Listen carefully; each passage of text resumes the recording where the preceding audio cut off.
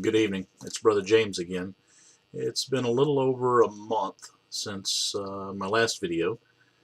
Today is November the 16th.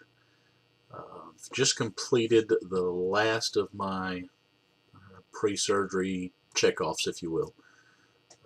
I've completed a visit with the psychiatrist,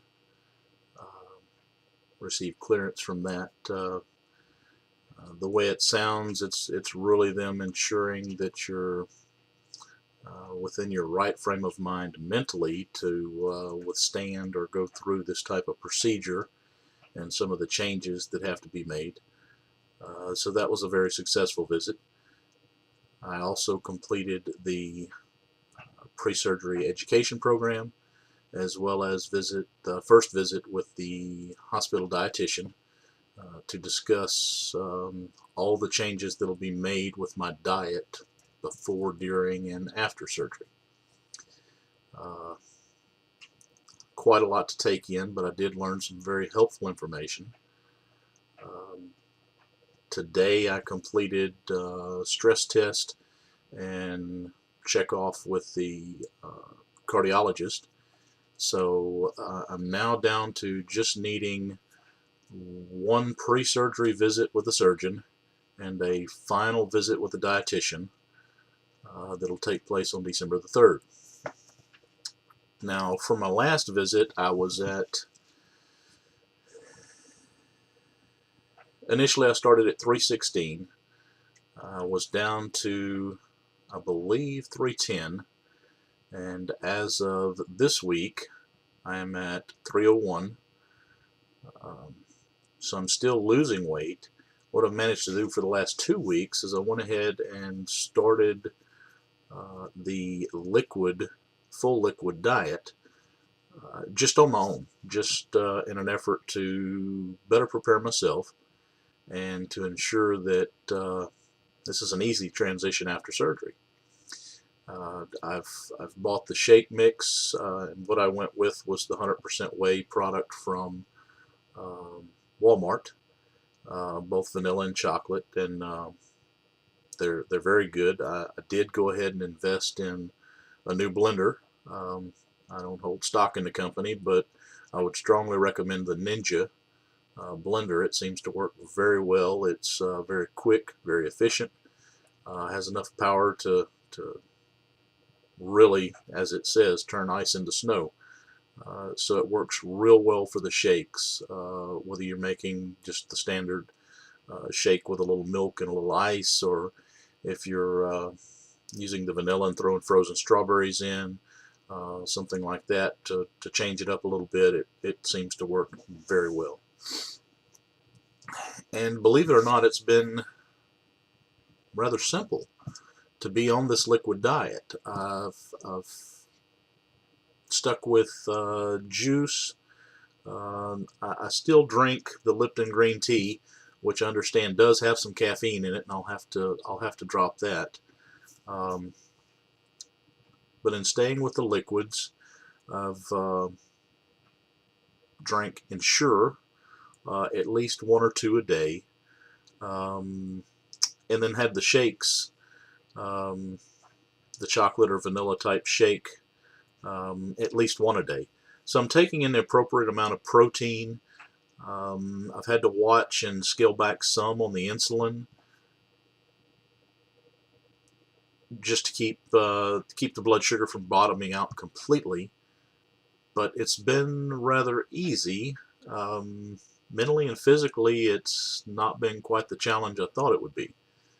So I'm very happy with that, and very, very anxious to be getting this close to the surgery date. One of the helpful hints they had given me with the visit with the dietitian was to start now, before surgery, separating out when you're cooking or preparing meals. Separate out a certain portion, run it through a food processor, get your 1 to 2 ounce portions of different things, processed and blended, package it and freeze it. That way, when you come home from surgery, and as you reach a point that you can have these items in stage 2 and 3 of the post-surgery diet, you have things that are prepared already. You can take them out, thaw them, nuke them in the microwave, what have you, and you have meals that are prepared instead of having to go through the complete preparation process just to come up with a 1-2 ounce serving right when you need it. So I thought that was a good, helpful hint. The nurse that was explaining a lot of this, her husband had just gone through the procedure about a month ago, so a lot of this she was learning after the fact. But it was good information. So right now, short of the final visit with a dietitian, which I'm keeping track, keeping a log of the food that I take in each day, keeping a written log, and really just watching what I eat, watching the diet. I'm trying to stick with the full liquids, with the exception of next week being Thanksgiving. The nurse did suggest that no, you don't want to just binge and eat everything in sight, but it's okay to enjoy some food. Because for the 2 to 3 month period following surgery, it's going to be pretty strict and pretty stringent. So at some point in there, it may get to a point where it's a little stressful. So I'm going to enjoy some Thanksgiving meals without going completely overboard, to ensure that I keep the numbers level or continuing to decrease, because like they've said, that the surgery is a tool. You can't just use it as a cure-all in itself. So I've tried to make the mental changes now, and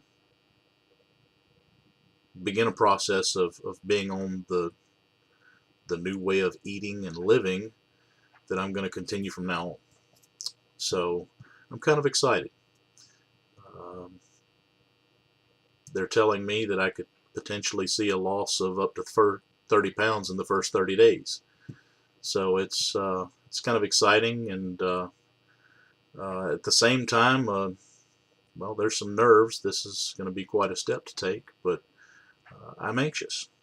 So this is the 3rd video in the series, and I may put in one more just a day or 2 before surgery, just to give you some thoughts, or kind of let you know where I'm at, or what I've learned or seen in the meantime. And then I'll certainly be giving updates post-surgery, one just as soon as possible after surgery, and then at least something every 2 to 4 weeks beyond that.